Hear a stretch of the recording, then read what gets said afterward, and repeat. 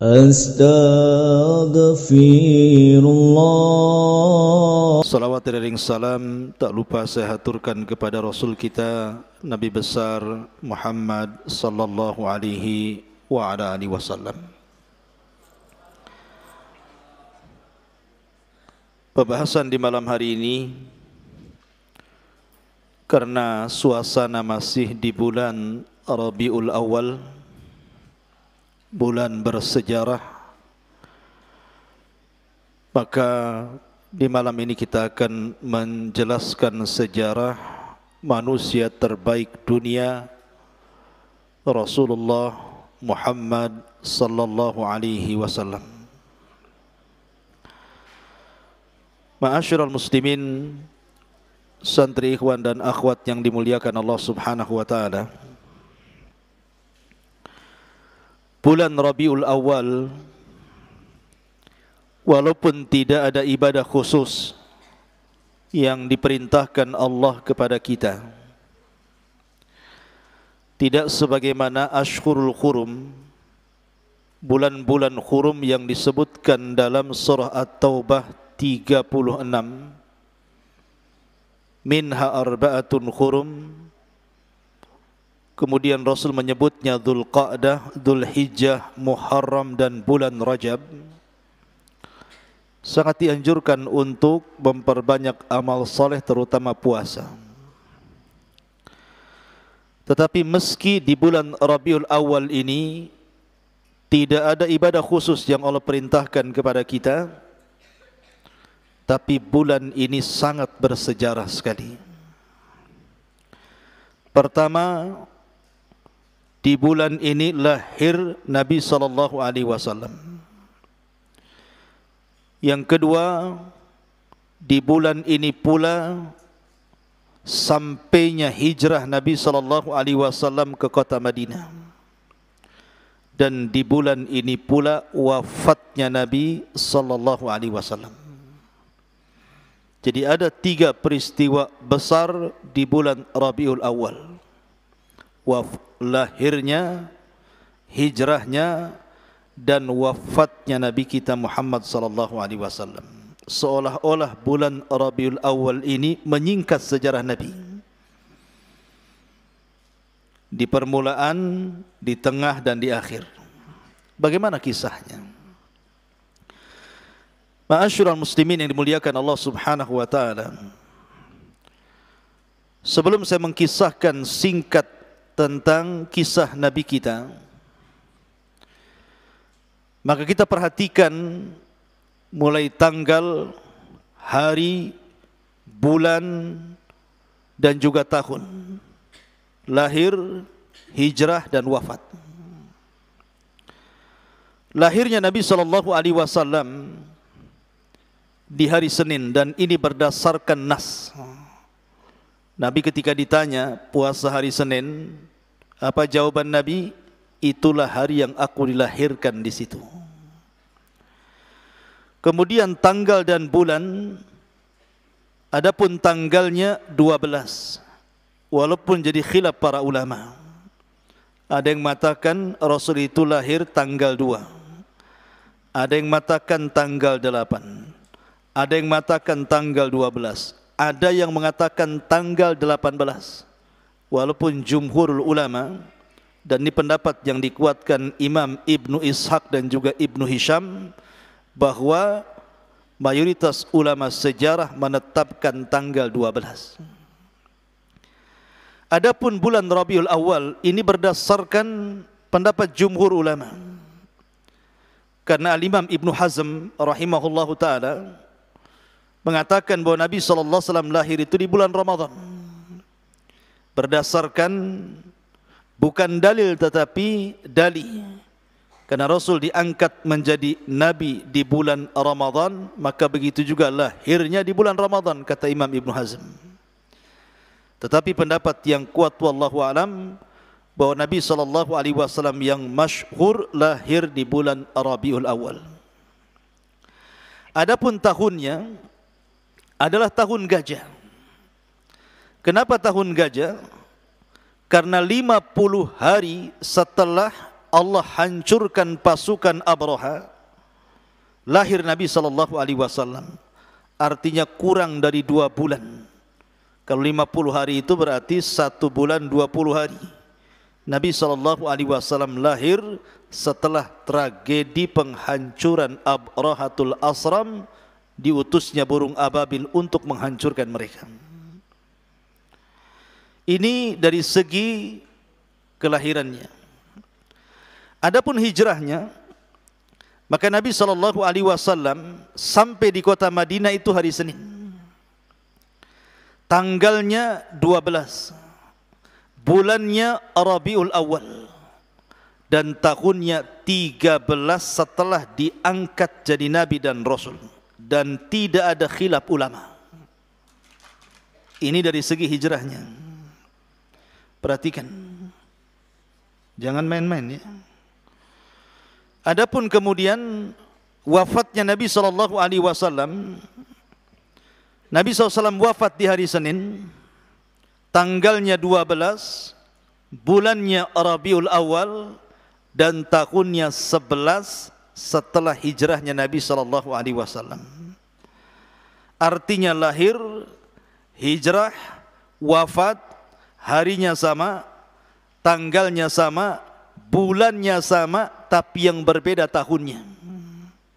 Yang satu tahun gajah, yang satu 13 setelah diangkatnya menjadi Nabi, dan yang satunya 11 Hijriah. Itu secara global peristiwa yang terjadi di bulan Rabiul Awal. Adapun rinciannya, Nabi SAW secara nasab, maka Nabi SAW kembali nasabnya kepada 4 manusia, dan itu berdasarkan ijma. Berdasarkan ijma, Nabi SAW nasabnya kembali kepada 4 orang. Pertama, sepakat para ulama bahwa Nabi SAW keturunan Adnan. Keturunan siapa? Adnan. Kemudian yang kedua, sepakat para ulama bahwa Nabi SAW keturunan Ismail putra Ibrahim. Kemudian yang ketiga, sepakat para ulama bahwa Nabi SAW keturunan Syam putra Nuh. Dan yang terakhir, sepakat para ulama bahwa Rasul nasabnya masih keturunan Nabiullah Syith putra Adam alaihi salatu wassalam. Antum harus hafal talabul ilmi. Jadi nasabnya Nabi SAW ke-4 orang ini. Saya ulangi, sepakat ulama nasabnya Rasul bahwa Rasul itu keturunan Adnan. Kemudian sepakat para ulama bahwa Nabi itu keturunan Ismail putra Ibrahim. Kemudian sepakat para ulama bahwa Rasul itu keturunan Syam putra Nuh, dan sepakat para ulama bahwa Rasul itu keturunan Nabiullah Syith putra Adam alaihi salatu wassalam. Sampai di sini kita tahu kemana jalur nasab Nabi SAW. Ma'asyiral muslimin yang dimuliakan Allah Subhanahu wa taala. Nabi SAW ketika lahir, maka Nabi SAW memiliki ayah namanya Abdullah. Kemudian ibundanya namanya Aminah bintu Wahbin. Kemudian ibu susuannya 2. Pertama Thuwaibah maula Abi Lahab, dan yang kedua Halimah As-Sa'diyah. Di situ ada Abdullah, di situ ada Aminah, di situ ada Halimah, dan di situ ada Thuwaibah. 4-empatnya terkandung makna dari nama untuk kehidupan Nabi SAW. Adapun Abdullah memiliki makna tauhid, hamba Allah. Karena bayi yang akan dilahirkan dari putra Abdullah itu akan mendakwahkan dakwah tauhid. Yang kedua Aminah, artinya keamanan. Karena dengan lahirnya Nabi SAW, Allah berikan nikmat aman khususnya bagi orang-orang Quraisy. Li'ila fi Quraisyin ila fihim rihlatas syita'i was-saif, sampai kepada wa amanahum min khauf. Allah berikan keamanan dari rasa takut. Ya, karena terlahir dari seorang ibu yang bernama Aminah, artinya aman. Kemudian Halimah. Halimah itu maknanya lembut, artinya menunjukkan akhlak. Karena Nabi SAW akan mendakwahkan dakwah akhlak. Innama bu'ithtu liutammima makarimal akhlak. Aku diutus untuk menyempurnakan akhlak manusia. Adapun Thuwaibah memiliki makna thawab, pahala. Karena Rasul akan mendapatkan pahala, dan siapapun yang mencintai Rasul akan dapat pahala. Bahkan orang tidak dianggap sempurna imannya sampai Rasul lebih dicintai dibandingkan yang lainnya. Dari mana kita mulai kisah Nabi SAW? Tentu dari peristiwa lahirnya Nabi SAW. Ada 3 peristiwa besar saat kelahiran Nabi SAW. Pertama, perang gajah. Perang gajah itu digambarkan di dalam Al-Quranul Karim, suratul Fil. Alam tara kaifa fa'ala rabbuka bi ashabil fil. Tidakkah kau lihat apa yang Allah lakukan kepada pasukan gajah itu? Alam yaj'al kaidahum fi tadlil. Bukankah Allah telah menjadikan tipu daya mereka sia-sia? Kemudian wa arsala alaihim tayran ababil. Allah utus kepada mereka burung-burung ababil, tarmihim, yang melempari mereka, bihijaratin min sijil, dengan tanah-tanah liat yang keras. Ada juga yang mengatakan tanah yang diambil dari neraka. Faja'alahum ka'asfim ma'kul, maka mereka seperti kacang yang dimakan bijinya. Ada yang mengatakan seperti daun yang dimakan ulat.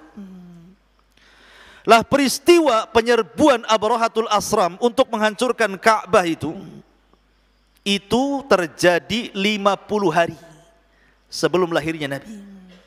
Artinya terjadinya 1 bulan 20 hari sebelum kelahiran Nabi. Seolah-olah, kenapa Allah Subhanahu wa taala tidak mengizinkan Abraha untuk menghancurkan Ka'bah? Bahkan berbalik kemudian Allah mengirim burung ababil dan menghancurkan Abraha, karena akan ada bayi yang lahir dari perut Aminah dan membawa keamanan. 1 bulan 20 hari atau 2 bulan kurang, maka setelah peristiwa pasukan gajah itu lahir Rasul. Makanya tahun kelahirannya disebut tahun gajah. Ini peristiwa pertama. Peristiwa yang kedua, munculnya bintang Ahmad. Jadi ketika Nabi SAW terlahir, orang-orang Yahudi yang ada di Yathrib Madinah itu mengumpulkan semua Yahudi yang ada di kota Yathrib. Di situ ada Bani Kunaiqa, di situ ada Bani Nadir, di situ ada Bani Quraidah. Ini 3 kabilah besar Yahudi berada di kota Yathrib Madinah. Tiba-tiba Habrul Yahud, pembesar Yahudi itu keluar dan mengumpulkan orang-orang Yahudi dan mengatakan, apakah di antara kalian ada bayi yang dilahirkan? Maka orang-orang Yahudi mengatakan, ada apa wahai sang padri? Kata padri Yahudi mengatakan, qad dhahara najmu Ahmad, telah tampak bintang Ahmad. Dan itu tidak bisa diketahui bintang itu kecuali orang Yahudi. Mereka menunggu-nunggu bintang itu muncul. Rupanya muncul di hari kelahiran Nabi SAW. Ketika orang-orang Yahudi tahu bahwa rupanya bayi yang dilahirkan bukan dari turunan Yahudi Bani Israel, melainkan dari bangsa Arab Mekah, maka mereka menangis dan mengatakan, zahabat nubuwatu Bani Israel, telah hilang kenabian Bani Israel karena sudah diambil alih kenabian oleh bangsa Arab. Sebab itulah Yahudi hasad kepada bangsa Arab. Makanya mereka tidak banyak yang beriman kepada Nabi saat Rasul berdakwah kepada mereka. Walaupun kepala mereka, pimpinan mereka Abdullah bin Salam masuk Islam, tetapi orang-orang Yahudi yang lainnya tetap kekeh tidak masuk Islam. Hasad. Ya. Kemudian peristiwa yang ketiga adalah peristiwa munculnya cahaya saat lahirnya Rasul yang menerangi kerajaan Kisra. Kisra di mana? Persia. Jadi kerajaan Persia itu ada cahaya yang melesat di atas langit. Dan itu diceritakan oleh ibundanya Rasul lewat lisan Nabi SAW saat kelahirannya, menunjukkan bahwa bayi ini kelak akan menguasai Kisra. Dan betul di zaman Umar bin Khattab, Kisra jatuh kepada kaum muslimin dan tidak ada Kisra selamanya sampai kiamat. Ini 3 peristiwa besar yang terjadi saat lahirnya Rasul. Ketika Nabi SAW lahir saja, ibunya tidak merasakan sakit. Dan Allah mudahkan saat kelahirannya. Ketika kemudian Abdul Muttalib, kakeknya Nabi SAW yang merupakan Sayyidul Batha, Sayyidul Arab, pemimpinnya Arab, bermimpi, dalam mimpinya diilhamkan bahwa dia akan punya anak cucu laki-laki. Kemudian disuruh memberi nama Muhammad. Makanya ketika Rasul lahir saja, langsung bayi Muhammad itu dibawa ke dalam Ka'bah. Saat dilahirkan langsung dibawa ke dalam Ka'bah. Kemudian Abdul Muttalib berteriak di hadapan orang-orang Quraisy dan mengatakan, "Samaituhu Muhammadan." Ku beri nama bayi namanya Muhammad. Tafaul. Karena ingin dia dipuji oleh penduduk langit dan bumi. Itulah keinginan Abdul Muttalib. Kebiasaan bangsa Arab, mereka kita tahu bahwa setiap nabi itu terlahir di kota. Tidak ada nabi itu orang desa. Semua nabi itu orang kota, bukan merendahkan orang desa, tidak. Tetapi nabi itu orang kota dan para nabi lahir di kota. Lah orang-orang kota itu khawatir.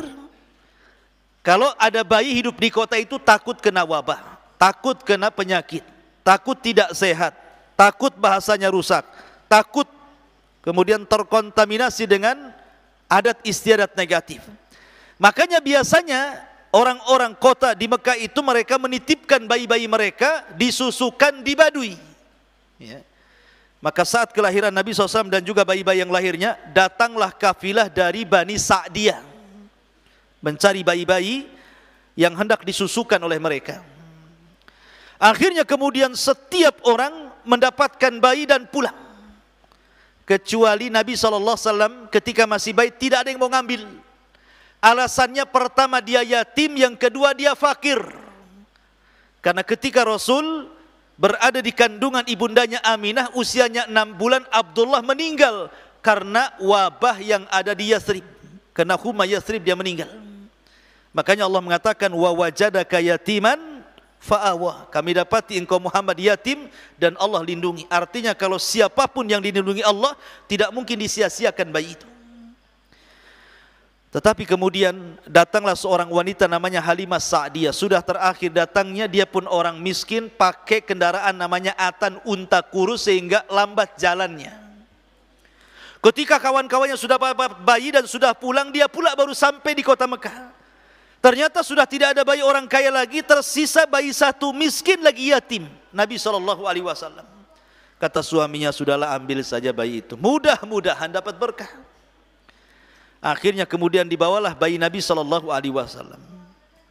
Ketika oleh Halimah disusukan di tete sebelah kanan, Rasul mau. Tetapi ketika di sebelah kiri dia nggak mau. Kenapa? Rasul tahu itu bukan bagian dari dirinya, tapi bagian dari saudara sepersusuannya. Lihat, bayi saja tahu hak orang. Antum hak orang aja diembatnya. Sendal orang aja diambil, digosok. Nggak tahu hak orang. Nabi bayi-bayi tahu tuh hak orang. Ya. Akhirnya kemudian oleh Halimah, malam itu tiba-tiba kambingnya, kambing yang tadinya kurus kering, keluar air susunya. Karena orang-orang Arab itu, mereka kemana-mana bawa kambing. Ya. Kenapa mereka kemana-mana bawa kambing? Karena makanan pokoknya kambing. Kalau antum kan makanan pokoknya beras.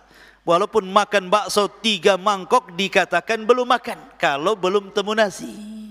Udah makan? Belum. Lah tadi yang tidak mangkok, oh, itu kan bakso Ustaz katanya. Kalau udah makan nasi sepiring, udah makan, udah nasi sedikit. Nah, tapi bilang sudah makan. Orang Arab tidak suka nasi. Mereka makanan pokoknya daging kambing. Pagi kambing, siang kambing, malam kambing. Nah, itulah orang Arab. Tapi kambingnya orang Arab berkah.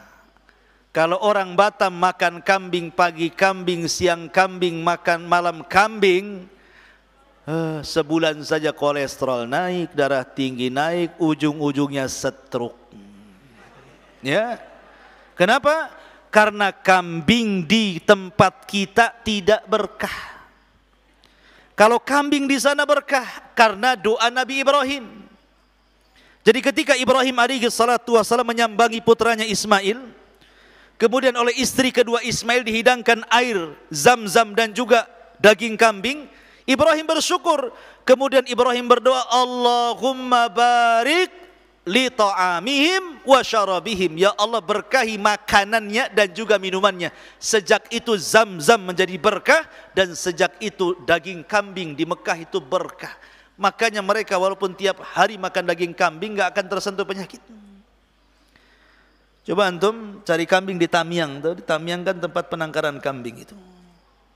2 bulan saja makan kambing Tamiang, diantar ke Tamiang lagi. Ya. Tahu Tamiang? Kuburan Tamiang. Ma'asyiral muslimin yang dimuliakan Allah Subhanahu wa taala. Jadi ketika kemudian Halimah Sa'diyah melihat kambingnya yang kurus keluar susunya, senang karena udah lama enggak minum air susu kambing. Diminumnya malam itu oleh dia suaminya. Dia pun bisa terlelap tidur yang lelah letih, tidak bisa tidur bermalam-malam. Tiba-tiba ketika Rasul berada di pangkuannya, semua tertidur lelap sehingga keesokan harinya bisa melakukan perjalanan pulang ke Bani Sa'diyah. Subhanallah. Lihat, unta yang ditunggangi Halimah itu kurus kering, namanya Atan. Ya. Sementara unta-unta yang ditunggangi kawan-kawannya yang sudah mendapatkan bayi orang kaya, mereka ada yang sudah pulang 2 hari, ada yang sudah pulang 3 hari, ada yang sudah pulang 1 minggu. Ini Halimah terakhir, sudah untanya kurus, perjalanannya jauh.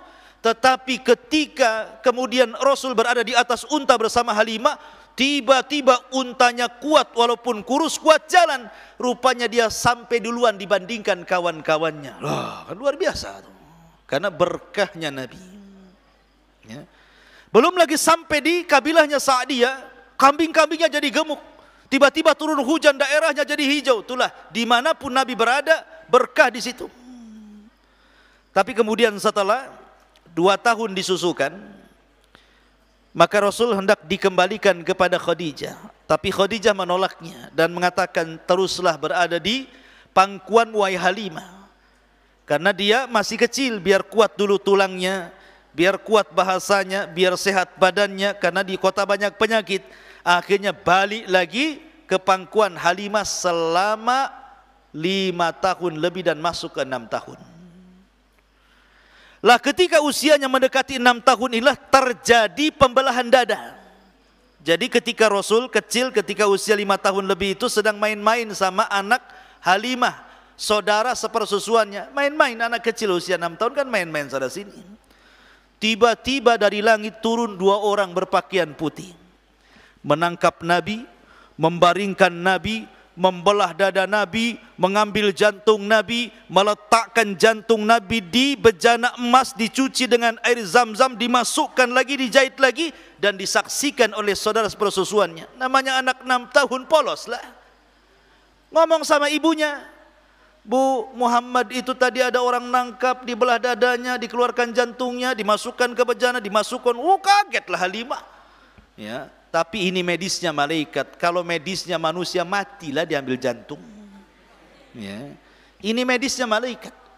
Makanya ini mukjizat Nabi. Walaupun diambil jantungnya, dibalikin lagi, dan ini operasi pertama di dunia dilakukan malaikat kepada Nabi SAW.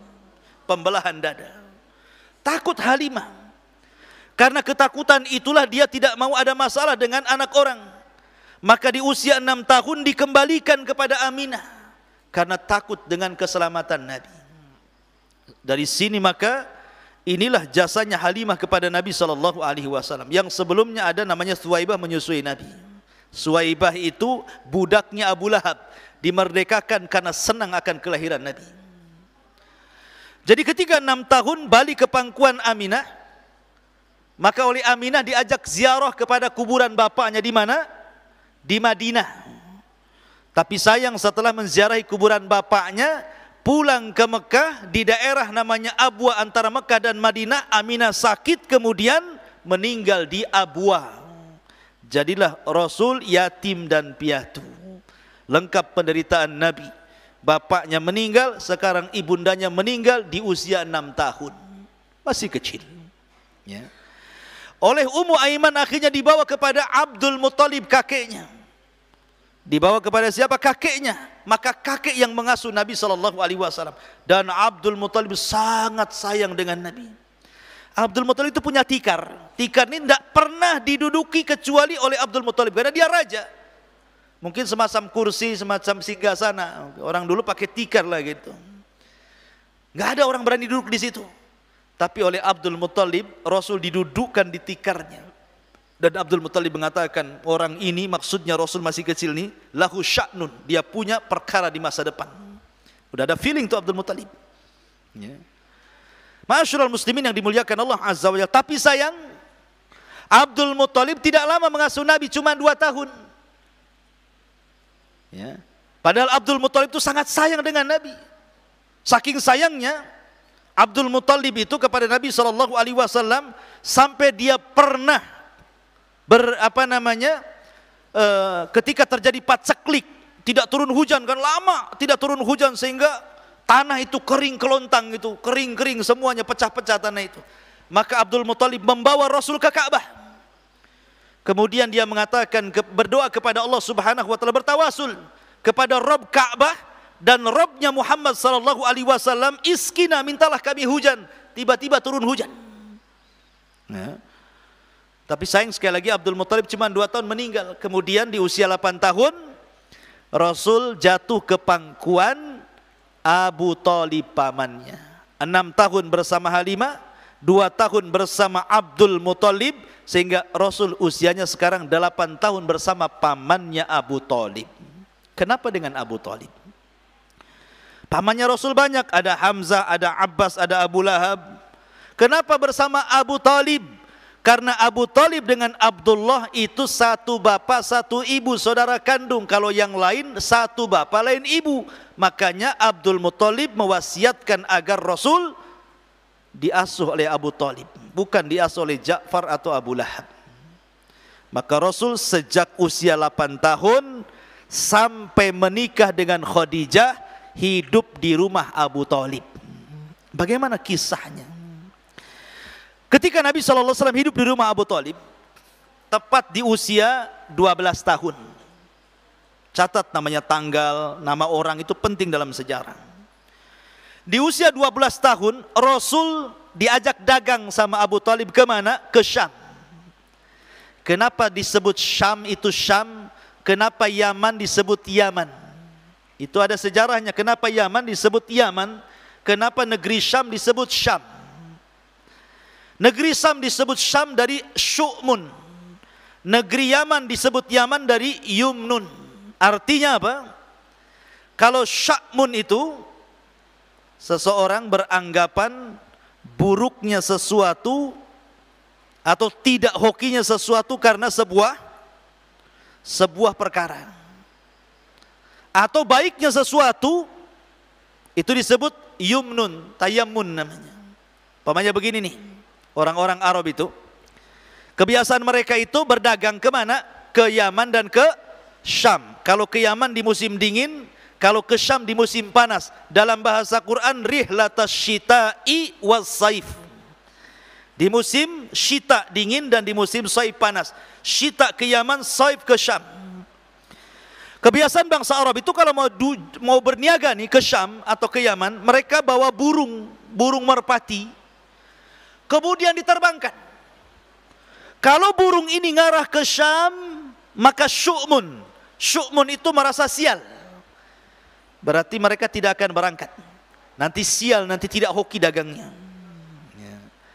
Ataupun mereka mau berangkat ke Yaman, diterbangkan, kok masih ngarahnya ke Syam, mereka tetap tidak akan berangkat. Karena Syu'mun ini ada pertanda buruk ini. Tapi kalau burungnya ngarah ke Yaman, walaupun mereka berangkat ke Syam, mereka berangkat karena Yaman itu diambil Yumnun itu karena ada hoki di situ.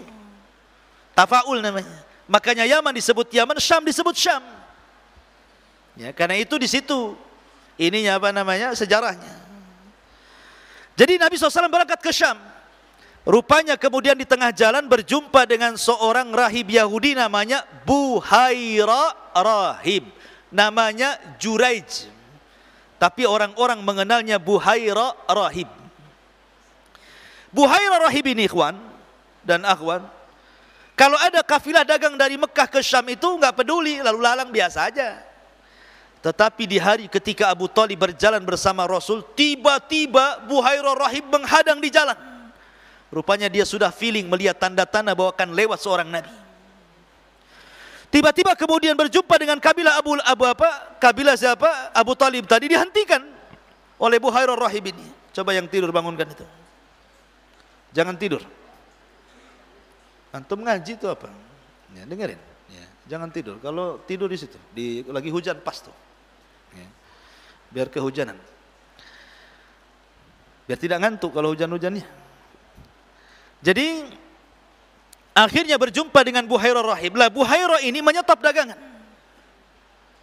Kemudian menjamu Abu Thalib dan kafilahnya suruh makan, tapi Rasul tidak ikut karena disuruh menjaga barang dan unta. Kemudian kata Buhaira, adakah di antara kalian yang masih di luar? Kata Abu Thalib, masih. Siapa anak remaja? Itu anakku namanya Muhammad. Kata Buhaira, panggil dia, ikut makan di sini. Ketika Buhaira Rahib melihat Rasul masih remaja usia 12 tahun, sudah feeling dia seorang Nabi. Karena melihat tanda-tanda ketika Abu Thalib berjalan, awan itu di atas naungi tanpa pakai payung gitu ya, nggak terkena sentuh sinar matahari. Apabila berjalan menuju batu dan pohon itu salam. Dan banyak keanehan. Kata Buhaira Rahib bertanya kepada Abu Thalib, siapa anak ini? Dia mengatakan, anakku. Kata Buhaira Rahib, tidak mungkin. Anak ini harusnya tidak punya ayah dan tidak punya bapak. Oh, Abu Thalib kaget, kok tahu dia kan itu. Tahulah kan itu. Dia kan Buhaira Rahib. Seorang rahib dan membaca kitab-kitab lama sehingga tahu ramalannya. Maka kata Buhaira, sebaiknya jangan kau lanjutkan dagangmu ke Syam karena di sana banyak orang Yahudi. Nih kalau orang ini, anak ini sampai di Syam, orang Yahudi tahu dia calon Nabi, dibunuh dia. Lebih baik balikkan lagi lah ke Mekah. Karena yang ngomong Buhaira Rahib, takutlah Abu Thalib nih. Akhirnya dibalikkan lagi ke Mekah. Di usia berapa? 12 tahun. Tapi Nabi tidak kehabisan akal. 12 tahun dia cari kerja. Rupanya dia mendapatkan pekerjaan menjadi penggembala kambing. Dan Rasul mengatakan tidak ada Nabi kecuali dia penggembala kambing. Jadi tidak perlu malu jadi penggembala kambing itu. Ya. Karena Rasul itu penggembala kambing. Di usia berapa? 12 tahun. Dia hanya ngambil upah dari orang-orang yang banyak kambingnya dia rawat. Justru ketika saat memelihara kambing orang inilah akhlak Rasul tersebar oleh orang-orang Quraisy. Kenapa? Jadi kalau ada acara nih, jadi kan banyak tuh orang-orang sebaya Rasul yang menggembala kambing. Dan orang Arab itu kambingnya bukan sedikit. Semiskin-miskinnya orang kalau punya kambing 100 ekor itu miskin. Kalau di sini tuan takur lah kalau 100 ekor kambing. Ya. Jadi Nabi SAW itu kalau diajak pesta, umpamanya ada orang kawin nih. Biasanya kan kalau di zaman kita ini ada pesta, ada kawin, ada organ tunggal, ada musik, ada minum, ada macam-macam kan. Lah di zaman itu kalau ada pesta pasti banyak maksiat. Diminum khamar, berzina macam-macam. Tapi Nabi tidak mau ikut ke pesta itu. Sehingga Rasul tidak pernah terlibat dalam minum khamar, tidak terlibat dalam zina, tidak terlibat dalam minum maksiat, tidak terlibat mengucapkan kata-kata kotor. Akhlaknya baik. Akhirnya orang-orang ini kan banyak kambingnya itu. Ya. Karena Rasul tidak mau ikut acara, terpaksalah kambing-kambing orang ini dititipkan kepada Nabi. Lah sejak Rasul mendapatkan penitipan kambing inilah, rupanya kambing yang dititipi kepada Nabi tidak ada yang hilang, tidak ada yang dimakan serigala, tidak ada yang sakit. Maka tersebarlah keamanahan Rasul, kejujuran Rasul. Sejak itulah Rasul disebut Sadiqul Amin. Orangnya jujur, orangnya amanah. Akhirnya bukan hanya kambing yang dititipkan, mulailah orang-orang Quraisy nitip barang, nitip uang. Berarti Rasul itu pengasas bank syariah pertama di dunia. Dia yang buat bank syariah pertama. Ya, penitipan barang, ya, penitipan uang dan kambing. Lah ketika Nabi SAW berusia 15 tahun terjadi perang. Perangnya disebut Perang Fijar. Di usia 15 tahun ada namanya Perang Fijar. Fijar itu diambil dari fujur. Fa'alhamaha fujuraha wa taqwaha. Fujur itu artinya jahat.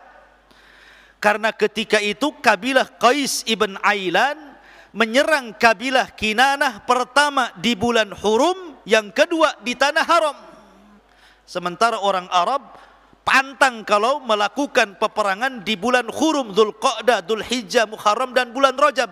Kalau mau perang di bulan yang lain, ketambah-tambah di negeri haram. Marah orang-orang Quraisy ini. Ini akhwat lagi ngobrol nih, kedengaran sampai di sini. Jangan ngobrol. Ya. Jadi akhirnya kemudian Kinanah dan Quraisy bangkit karena merasa tanah haram dilecehkan dan bulan haram dilecehkan. Terjadilah perang Fijar. Terjadi perang Fijar. Dan Nabi SAW terlibat dalam perang ini selama 4 tahun. Kemudian setelah terjadi perang Fijar, ada namanya peristiwa Hilful Fudul. Ini selang 4 tahun setelah perang Fijar langsung terjadi tragedi namanya Hilful Fudul. Apa Hilful Fudul itu? Begini Hilful Fudul itu ya, biar antum tahu sejarah.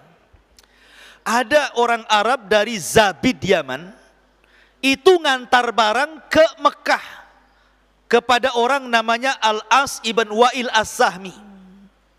Jadi Al-As ibn Wa'il As-Sahmi pesan barang kepada seorang laki-laki Zabidi Yaman. Dikirim barang itu. Sudah sampai tak mau bayar. Kayak orang sekarang ya, COD, cocok bayar, tak cocok tak bayar, viral. Ya. Akhirnya kemudian marahlah laki-laki dari Zabid ini. Barang sudah sampai kau tak mau bayar pula. Akhirnya minta bayar, tidak digubris. Akhirnya dilaporkan kepada pembesar Arab, enggak percaya.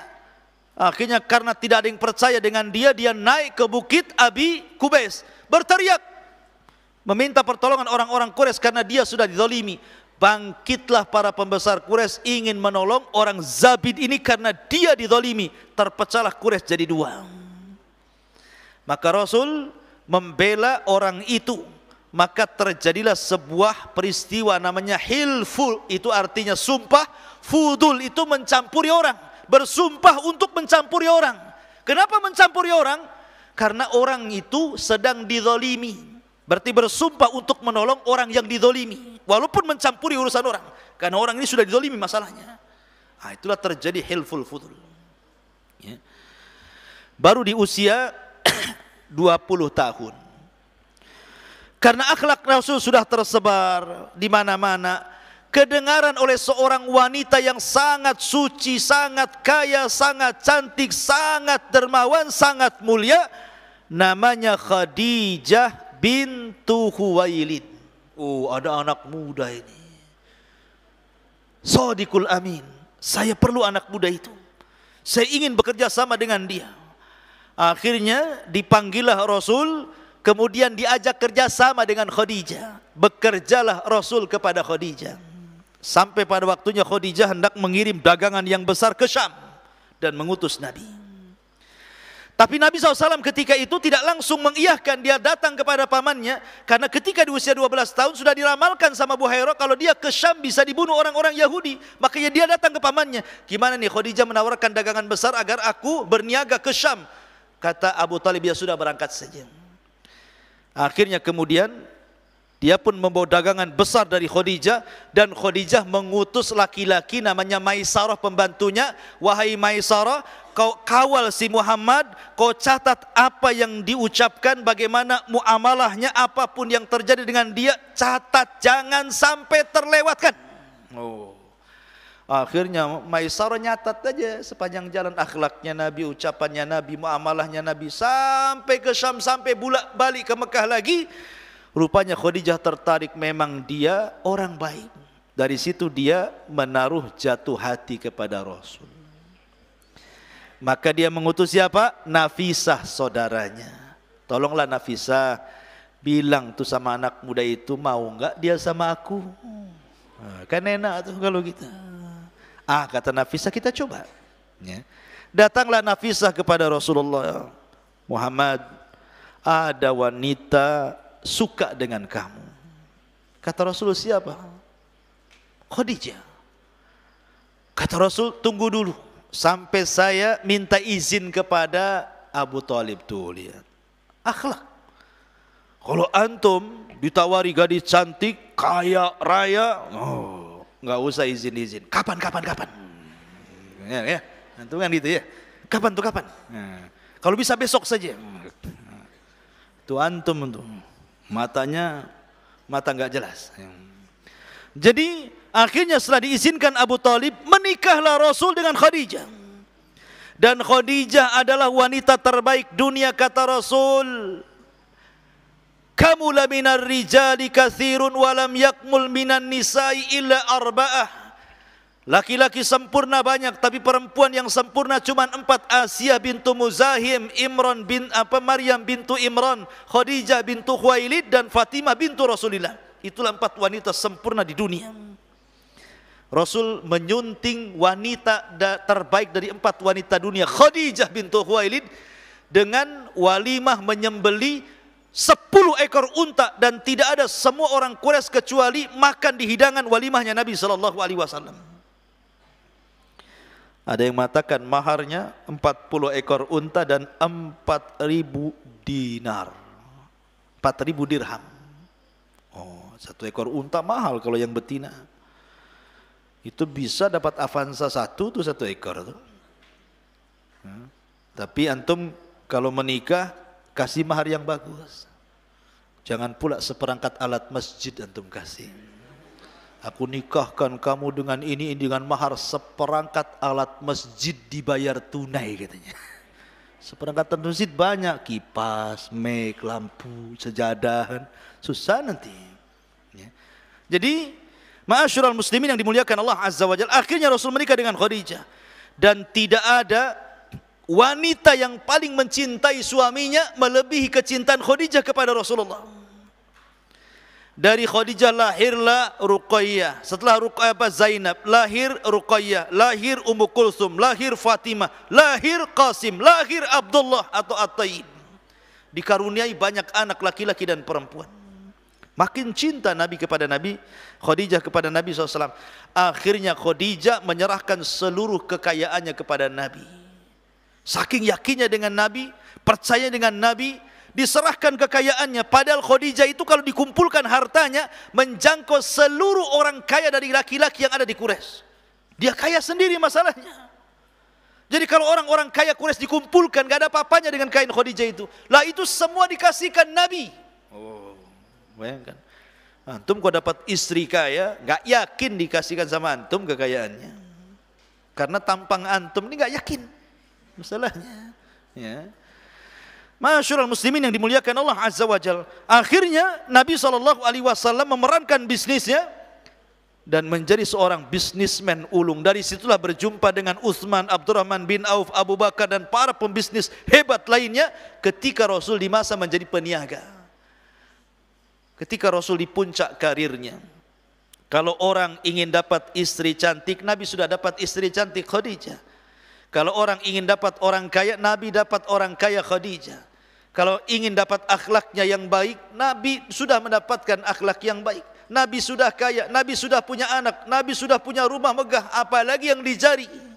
Di puncak karirnya, Nabi bosan dagang. Karena melihat kebiasaan orang Quraisy itu muak nengoknya gitu ya. Nyembah berhala, makan bangkai, mutus silaturahim, bertengkar gitu, memutus orang kuat menindas orang lemah, macam-macam kejahatan di orang-orang Quraisy. Jadi berpikir Rasul itu ingin menyendiri. Tapi di usia 35 tahun terjadi peristiwa besar juga, datang banjir. Banjir ini menghantam Ka'bah, roboh separuh. Akhirnya kemudian orang-orang musyrik ingin mengembalikan Ka'bah, dirobohkan dan ingin dibangun kembali, tapi takut kalau seandainya dirobohkan datang ababil. Makanya nggak berani, sudah bawa palu, maju nggak. Takut kalau dia merobohkan Ka'bah, tahu-tahu dilempari ababil gitu. Tapi Al-Walid ibn Mughirah datang, biar saya aja yang merobohkan pertama. Kalau ada salah pasti saya yang diserang, biarkan saya yang mati, kalian hidup katanya. Setelah Al-Walid merobohkan satu bata, ternyata tidak ada apa-apa. Akhirnya kemudian orang-orang Quraisy pun berani merobohkan Ka'bah. Apa bedanya kenapa Abraha ketika hendak merobohkan Ka'bah diserang ababil, orang Quraisy tidak? Karena niatnya Abraha jahat, tapi niatnya orang-orang Quraisy itu baik, makanya Allah tidak serang dengan ababil. Lah setelah kemudian Ka'bah itu dibangun, dananya kurang. Karena dananya bangun Ka'bah harus dari harta halal. Karena kurang dana, akhirnya Ka'bahnya tidak bersegi panjang, menjadi kotak. Kayak sekarang ini. Hijr Ismail keluar, padahal Hijr Ismail itu masuk di bagian Ka'bah, tapi karena kurang dananya separuh saja yang dibangun jadinya. Kayak sekarang ini.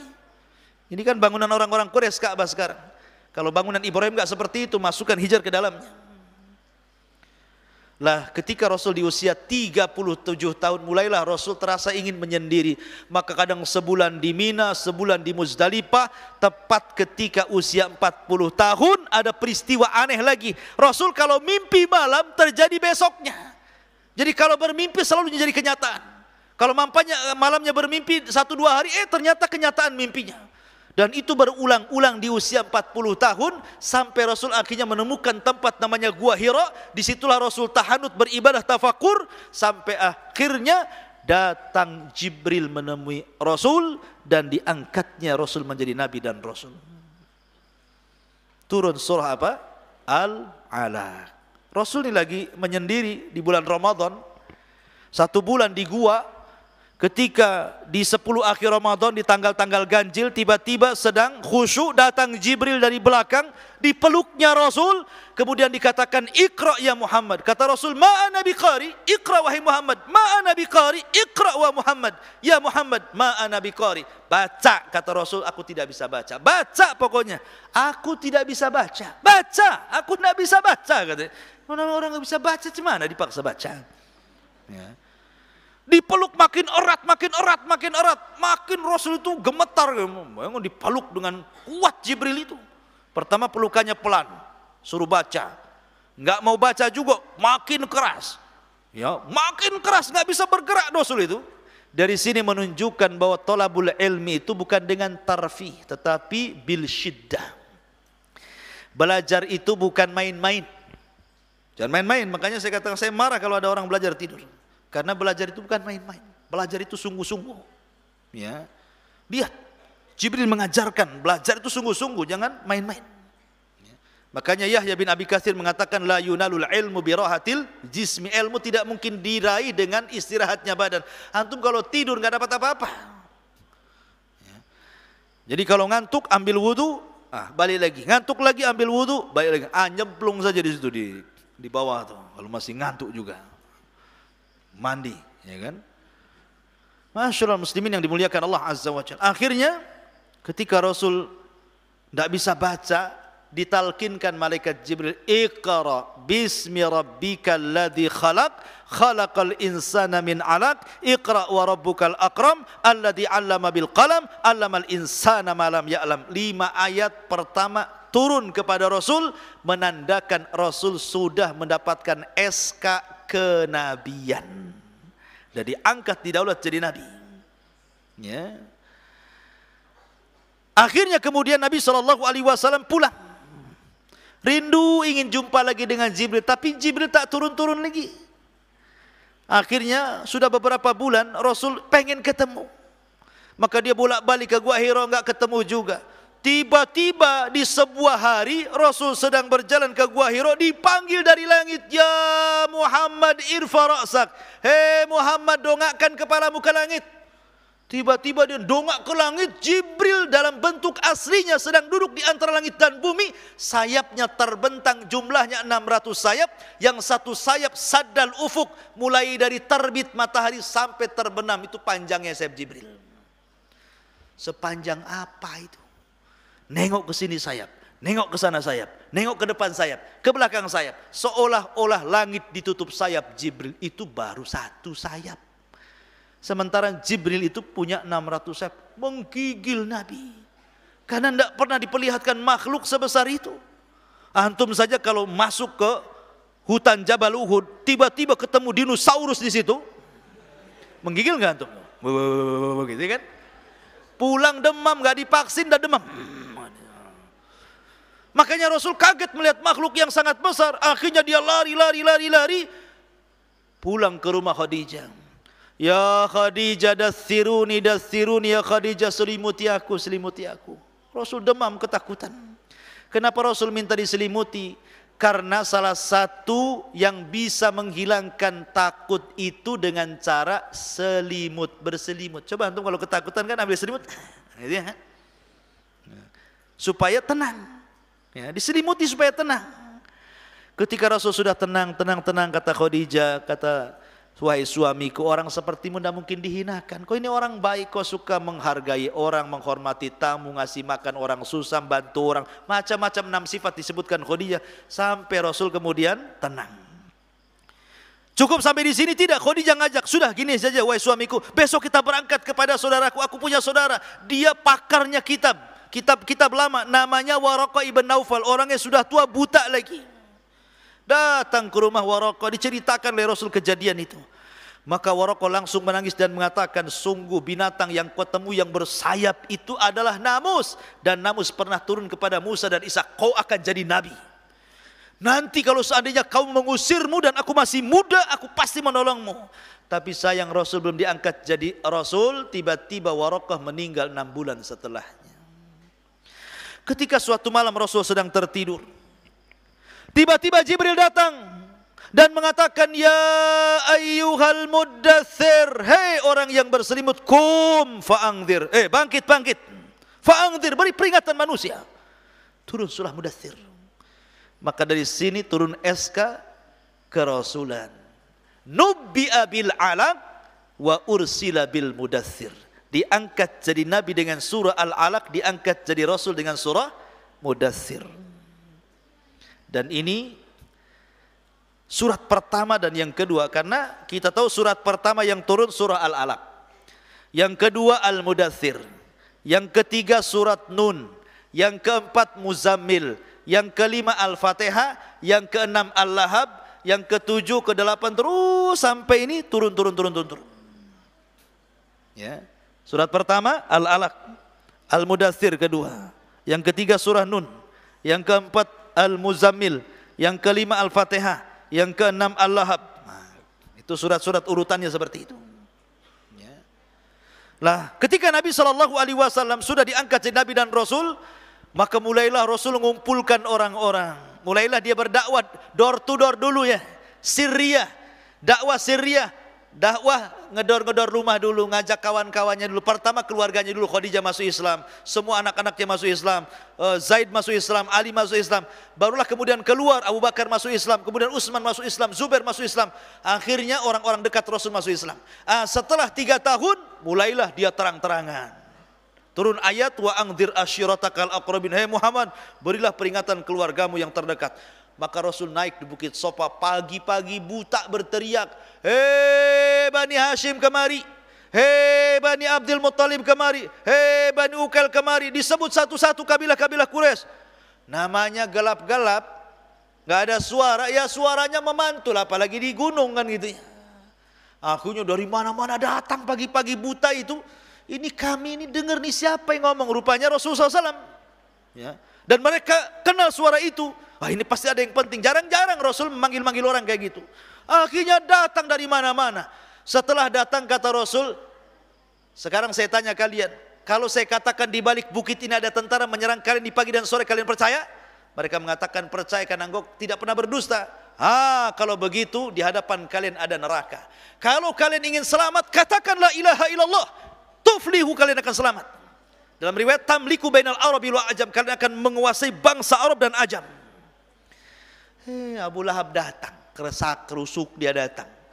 Marah-marah dia. Ya Muhammad, ali hadza jama'atana tabban laka sa'iral yaum. Oh, untuk ini rupanya kau kumpulkan kami di sini, celaka kau Muhammad. Satu hari ini untukmu kecelakaan katanya. Rasul diam, tidak mungkinlah balas pamannya. Tetapi Allah tidak diam turun surah Tabbat Yada untuk dibacakan Rasul di hadapan orang ramai. Tabbat Yada Abi Lahab wa tab ma aghna anhu maluhu wa ma kasab sayasla naran dzatal lahab wa imra'atu hammalatal hatab fi jidha hablum min masad. Akhirnya orang-orang pulang sudah hafal surah Tabbat di kepalanya. Akhirnya surah ini dibaca di pasar, dibaca di rumah, stres lah Abu Lahab. Ya, tadinya Nabi yang baca, ini semua orang baca karena disangkanya syair. Istrinya enggak hadir waktu itu. Kok orang kok mencela Abu Lahab, mencela saya? Marah dia. Pas ini kelakuan Muhammad, kata Ummu Jamil istrinya. Akhirnya Ummu Jamil Arwah bintu Harbin ngambil batu dicarinya Nabi. Nabi lagi duduk berdua bersama Abu Bakar. Abu Bakar dari jauh udah gemetar tuh. Karena Arwah bintu Harbin itu wanita mulia. Wanita mulia gitu kan. Tiba-tiba kemudian kata Abu Bakar, Rasul, ada Arwah. Kenapa takut? Ada Arwah bintu Harbin bawa batu loh. Kata Rasul, tenang saja, kau hadapi saja. Akhirnya kemudian Arwah bintu Harbin, Ummu Jamil mendekati Abu Bakar. Subhanallah. Nah, coba tangkap. Tangkap.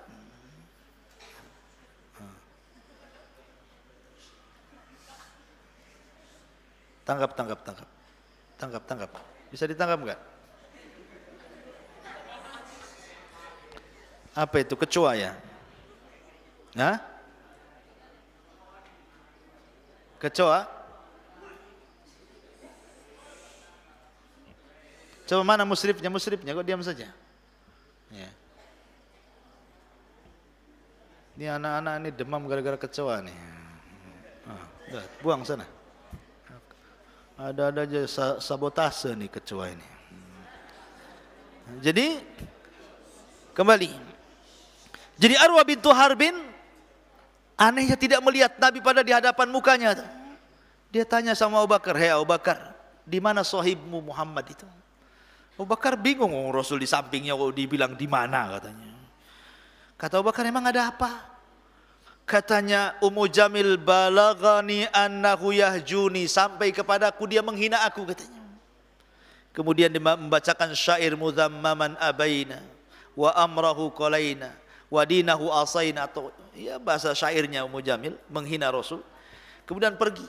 Kata Abu Bakar bertanya, "Ya Rasul, kenapa Ummu Jamil enggak melihat kamu?" Kata Rasul, "A'mallaha basaraha."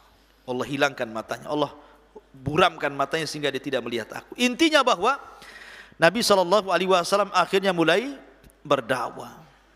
Mulailah orang-orang Quraisy benci kepada Nabi. Datang kepada Nabi menawarkan, gini saja, kalau engkau ingin kekuasaan kami jadikan kau raja. Kalau engkau ingin harta kami kumpulkan harta. Kalau engkau ingin wanita cantik kami kawinkan. Kalau engkau gila kami obati. Asal berhenti dakwah. Tapi Rasul diam. Sampai kemudian turun ayat. Kul ya ayyuhal kafirun. La a'budu ma ta'budun la akhiril ayat. Ya. Jadi Nabi SAW mendapatkan tekanan sampai ketika usia Nabi SAW berdakwah selama hampir mendekati 10 tahun di kota Mekah. Dakwah sudah agak sulit. Tiba-tiba Khadijah meninggal, kemudian pamannya juga meninggal, maka tahun meninggalnya disebut Amul Hazni, tahun kesedihan. Disitulah 11 tahun dari dakwah Rasul, maka Rasul sudah putus asa, hampir putus asa dia. Dakwah ke Taif ditolak, dakwah di Mekah diusir, tapi Allah hendak menghibur Rasul. Akhirnya terjadilah satu peristiwa yang disebut dengan Isra dan Mi'raj. Maka Isra Mi'raj ini luar biasa ikhwan. Dari Masjidil Haram ke Masjidil Aqsa. Dulu namanya bukan Masjidil Haram, namanya Al-Bait. Falya'budu rabb hadzal bait. Masjidil Aqsa bukan namanya Masjidil Aqsa, tapi disebut Baitul Maqdis. Tapi setelah turun surah Isra, subhanalladzi asra bi abdihi lailan minal Masjidil Haram ilal Masjidil Aqsa, maka nama Al-Bait dirubah dengan Masjidil Haram dan nama Baitul Maqdis disebut Masjidil Aqsa. Terjadilah penamaan di sini. Setelah turunnya surah Isra tadi, baru setahun setelah mendapatkan syariat syarat dari peristiwa Isra Mi'raj, tepat di hari Senin tanggal 12 bulan Rabiul Awal, 13 tahun setelah diangkatnya dari Nabi dan Rasul, maka Rasul pun sampai dalam hijrah ke kota Madinah. Ini peristiwa yang kedua, hijrahnya Nabi. Hijrahnya Nabi ikhwan Ceramah kita 10 menit lagi baru kita tanya jawab. Jadi ketika Nabi SAW hijrah, itu yang paling berjasa dalam hijrahnya siapa? Keluarga Abu Bakar. Pertama Abu Bakar, yang kedua Abdurrahman, yang ketiga Asma, yang keempat Abdullah ibn Uraikid. Ini 4 keluarga Abu Bakar terlibat dalam hijrah Nabi. Adapun Abu Bakar hijrah bersama Nabi dan mendanai hijrahnya Nabi. Adapun Abdurrahman ngasih informasi, jadi informan.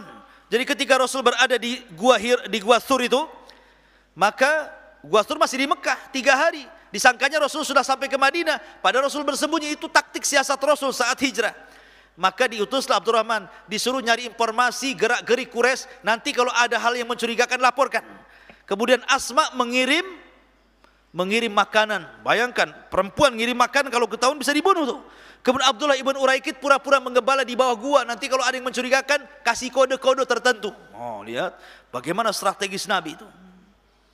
Zaman dulu nggak ada HP. Kalau sekarang ada HP kan enak. Rasul OTW tunggu di situ, enak.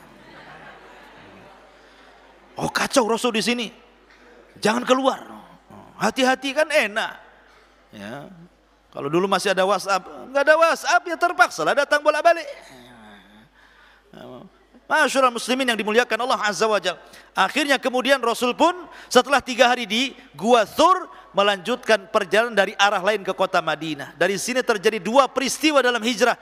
Pertama ketika sampai di Bukit Sorokoh, namanya Bukit Sorokoh karena di situ ada orang musik namanya Suraqah ibn Malik. Ya, berhasil mengejar Nabi sendirian dia. Tiba-tiba terperosok kudanya. Nggak jadi nyerang Nabi, malah Nabi mau nyerang dia, takut dia. Akhirnya kata Rasul, maukah kau masuk ke agamaku wahai Suraqah? Kata Suraqah, nggak mau katanya. Bagaimana kalau seandainya ku janjikan kalau kau masuk ke agamaku nanti ku letakkan piala Kisra di kepalamu dan baju pembesarannya di badanmu. Tulis wahai Abu Bakar, Suraqah ibn Malik kalau dia masuk Islam, aku janji akan diletakkan piala Raja Kisra di kepalanya dan jubah kebesaran akan dipakaikan di badannya. Maka Abu Bakar menulisnya dan diserahkan kepada Suraqah, dan menjadi kenyataan di zaman Umar. Ketika Umar menaklukkan Persia, kemudian berhadapan dengan Raja Kisra, diambil kepalanya, piala kepalanya diambil kebesarannya, dan Umar mengatakan, aina Suraqah, aina Suraqah, mana Suraqah, ada Suraqah nggak di situ? Datang Suraqah, ya Suraqah, aku mendengar Rasul berjanji akan meletakkan piala di kepala. Ini piala kepala Kisra, pakai. Ini baju kebesarannya, pakai. Subhanallah. Nabi tidak mungkin dusta. Ya. Kemudian yang kedua peristiwa ketika Rasul kehabisan bekal, ada tenda punya Ummu Ma'bad namanya. Suaminya lagi pergi. Rasul kehabisan bekal ingin minum, tetapi rupanya nggak ada minuman. Ada kambing yang sedang menyusui kurus. Tapi oleh mujizat Rasul diulus-ulus kambingnya, tiba-tiba banyak air susunya diperah. Oh, dapat 1 baskom. Kemudian kata Rasul, Abu Bakar minum. Kata Abu Bakar, enggaklah, kau aja ya Rasul minum. Maka Rasul minum. Minumlah Abu Bakar, kata Abu Bakar, sudah kau aja minum. Rasul minum lagi. Minumlah Abu Bakar, kata Abu Bakar, sudahlah minum. Sampai 3 kali Rasul minum, kemudian minum, kemudian minum. Apa kata Abu Bakar? Lamma ra'aitun nabiyya sallallahu alaihi wasallam yashrabul labanan, thumma yashrab, thumma yashrab, thumma yashrab, hatta rawaitu. Ketika aku melihat Rasul minum, kemudian minum, kemudian minum, hilang dahagaku, katanya. Lihat. Orang kalau lagi haus nengok orang minum es ngelak, lak gitu kan. Kapan saya minum? Tapi Abu Bakar tidak. Ketika aku melihat Rasul minum, hilang dahagaku. Rasul yang minum, hilang pula Abu Bakar hausnya. Karena cintanya Abu Bakar kepada Rasul. Sebab kalau orang sudah cinta itu pasti gila. Ya, gila. Kayak orang gila orang cinta itu. Makanya ada namanya Laila Majnun. Antum pernah dengar kisah Laila Majnun? Ya, ada perempuannya namanya Laila, laki-lakinya Majnun. Majnun itu sinting artinya. Ya. Jadi si Majnun ini kalau di malam hari senang banget. Kenapa? Karena bahasa Arabnya malam itu apa? Lailun. Oh, pacarnya datang di malam hari. Tapi kalau datang siang tidak suka, karena siang itu bahasa Arabnya naharun.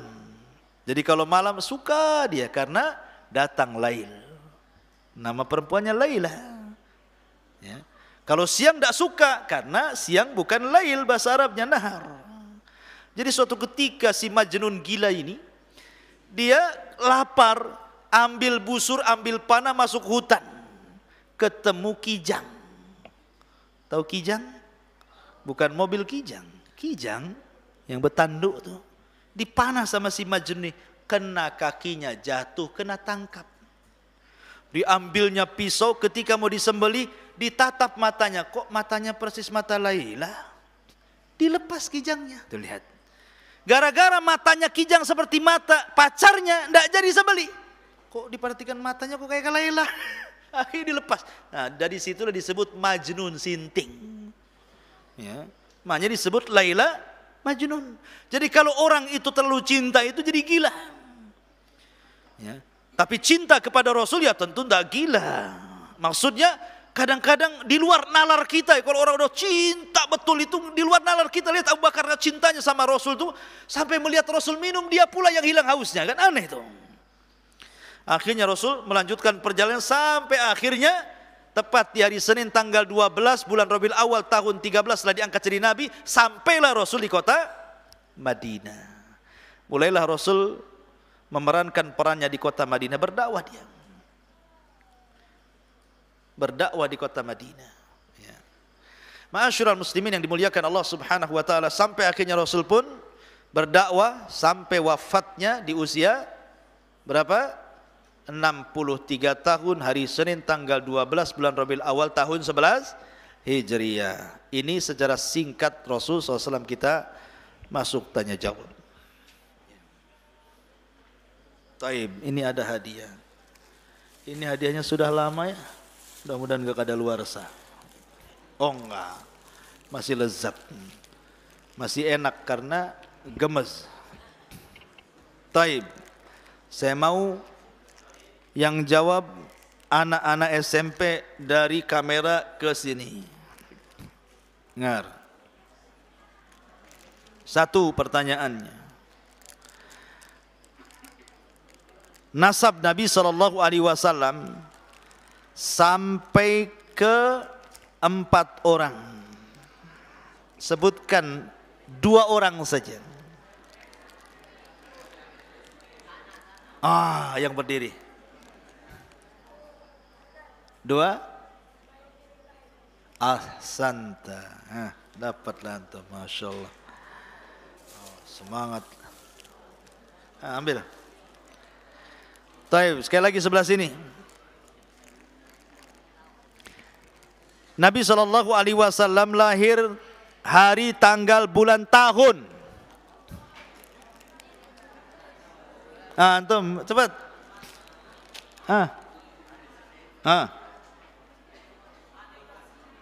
Tahun? Tahun gajah?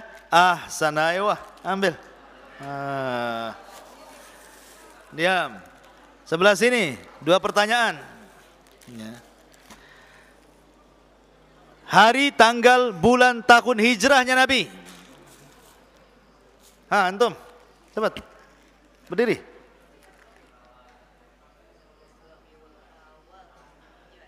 Tahun?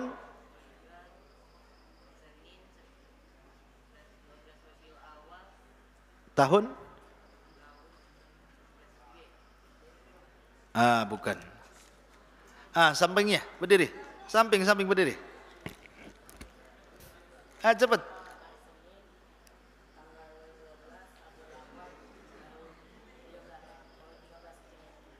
13 Hijriah.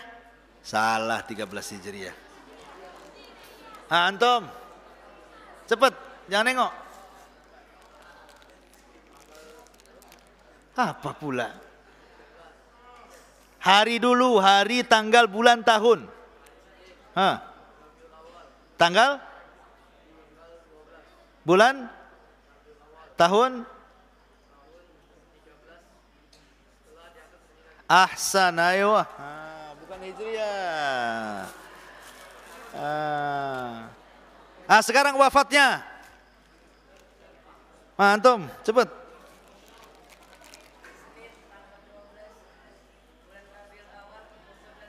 Ahsan, mantap antum. Nanti akhwat belakangan. Sebelah sini dua pertanyaan.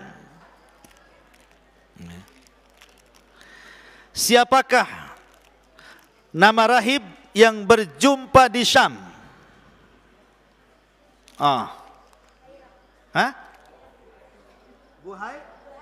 Buhaira Rahib ahsan atau Juraiz. Ini kecil-kecil cabai rawit ahsan. Siapakah saudari Khadijah yang meramal Nabi akan jadi nabi? Antum? Bukan. Waraqah ibn Naufal ahsan. Ambil.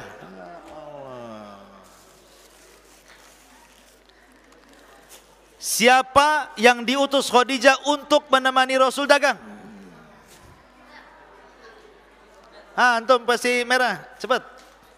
Maisarah ahsan. Ambil. Nabi punya anak perempuan 4, sebutkan.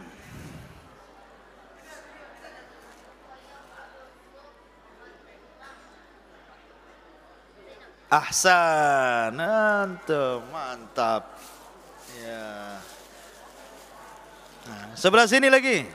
Nanti akhwat belakangan, tenang. Si banyak. Ya. Nabi SAW ketika lahir ada 3 peristiwa. Sebutkan 2 saja. Ujung, cepat. Yang pertama, perang gajah. Yang kedua, ahsan, munculnya Najmu Ahmad. Fadhal. Tum dapat. Taib. Sekarang pertanyaan berikutnya. Ketika Nabi SAW lahir, maka Rasul diberi nama Muhammad. Siapa yang ngasih nama? Peci merah, cepat. Abdul Muttalib, ahsan, ambil.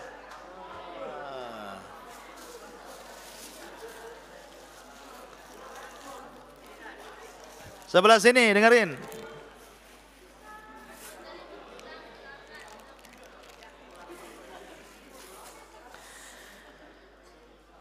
Di usia Nabi SAW 15 tahun, terjadi perang. Apa namanya perangnya?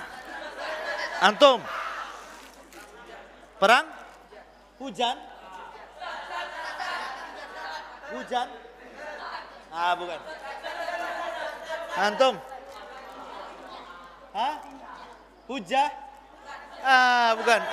Belakang, peci hitam. Perang? Perang Fijar, ahsan.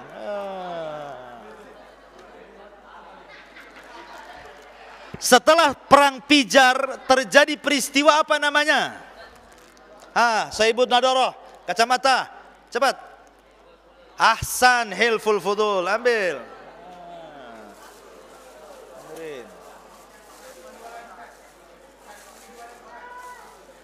Sekarang ahwat, dengerin ahwat. Ahwat, jangan ribut.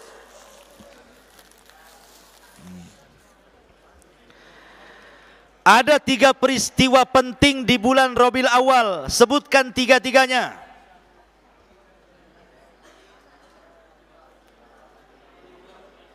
Mana suaranya? Ayo. Ahsanti, dapat otam-tam. Pertanyaan yang kedua. Saat Rasul hijrah, ada 2 peristiwa di perjalanan. Berjumpa dengan 2 orang, 1 laki-laki, 1 perempuan. Siapa yang laki-laki, siapa yang perempuan?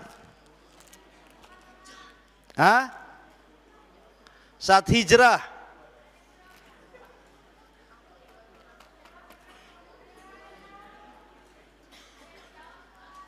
Gak ada yang tahu? Rasul saat hijrah itu Ada peristiwa berjumpa dengan seorang laki-laki yang mengejar dia. Kemudian ketika kehabisan bekal, dia melihat ada tenda milik siapa? Laki-laki yang mengejar Rasul siapa? Yang punya tenda itu siapa? Yang ngasih minum Nabi itu.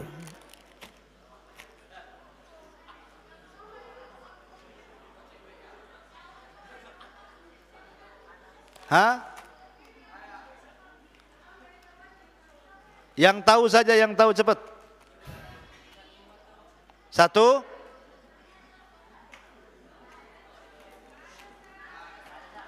Lempar ke laki-laki. Lama.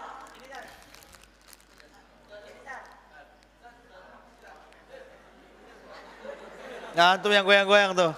Apa itu? Hah? Siapa? Satu. Satunya yang per laki-lakinya? Suroko bin siapa? Antum ditalkin. Aneh. Kacau. Akhwat lagi dengerin. Dengerin akhwat. Ketika Nabi SAW lahir, masih kelahiran Nabi ini.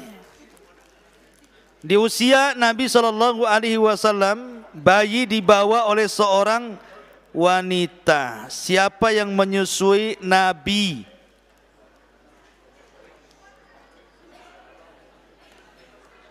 Siapa namanya? Siapa yang menyusui Nabi itu? Ahsanti Halimah Sa'diyah. Berapa tahun di tempat Halimah? Pertanyaan berikutnya.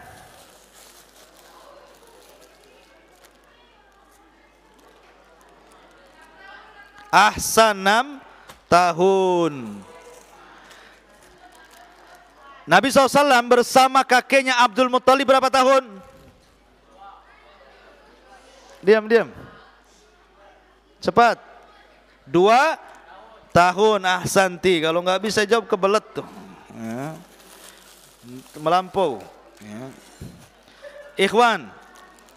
Dah, akhwat tunggu dulu. Dapat Gori-Orio. Gori-Orio. Taib. Nih, pertanyaan berikutnya. Ketika Nabi SAW bersama Abu Talib,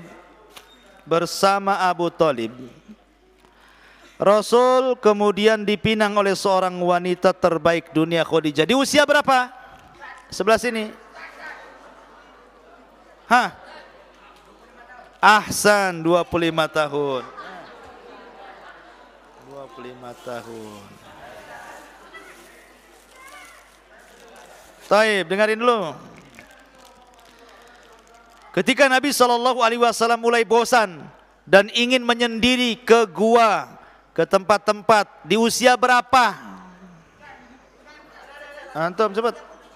37 tahun. Ahsan, ambil. Ahwat, dengerin ahwat. Surat apa yang pertama kali turun?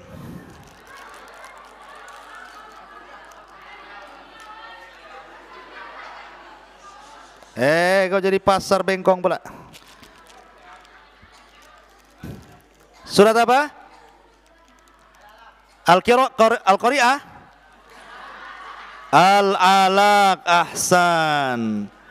Sebutkan tartib surat 5 yang saya sebutkan 6 surat tadi. Mana duluan? Tartib 6 surat, akhwat. Tartib 6 surat yang awal-awal turun. 1 Al-Alaq, 2 Al-Mudaththir, 3 Al-Qalam, 4 Al-Muzammil, 5 Al-Fatihah, 6 Ahsan. Dapat Gori-Orio. Tenang. Oke, Ikhwan. Akhwat sudah, akhwat ribut masalahnya. Ikhwan, bagi 2, sini 1, sini 1.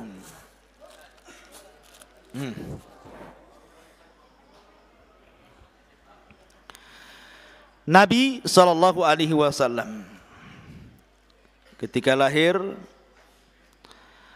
orang-orang Yahudi Madinah itu mengumumkan kelahiran karena ada bintang Ahmad. Ada 3 kabilah Yahudi. Sebutkan siapa 3 kabilah Yahudi itu? Hah, ayo. Antum. Cepat. 1. Ayo. Ahsan. Dapat antum. 1 lagi dari sini. Ngeren. Budaknya Abu Lahab yang dimerdekakan saat kelahiran Nabi siapa namanya? Yang nunjuk duluan putih itu. Ahsan, Suwaibah, ahsan. Taib, dengan berakhirnya Suwaibah, maka berakhir kajian. Subhanakallahumma bihamdika, asyhadu an la ilaha illa anta astaghfiruka wa atubu ilaik. Allah ta'ala. Assalamualaikum warahmatullahi wabarakatuh.